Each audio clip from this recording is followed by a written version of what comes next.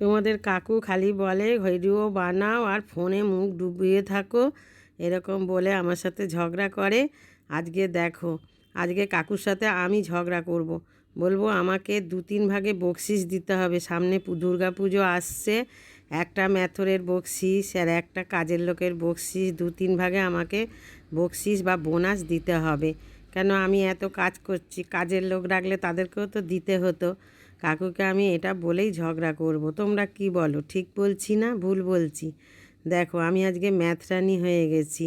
আর কাজ কোনো ছোট বড় না, বলো। নিজের কাজ নিজে করাটাই ভালো সব থেকে। নিজের কাজ নিজে করা ভালো, মানে কারোর ওপর নির্ভরশীল হতে হয় না। আর মনের দিক দিয়েও বেশ পরিষ্কার পরিচ্ছন্ন কাজ করলে মনটাও বেশ ভালো লাগে, তাই না? বলো, টয়লেট তো আগে পরিষ্কার রাখতে হবে। কেন, টয়লেট থেকেই আমাদের শরীরে অনেক ইনফেকশন হয়ে যায়। টয়লেট সবসময়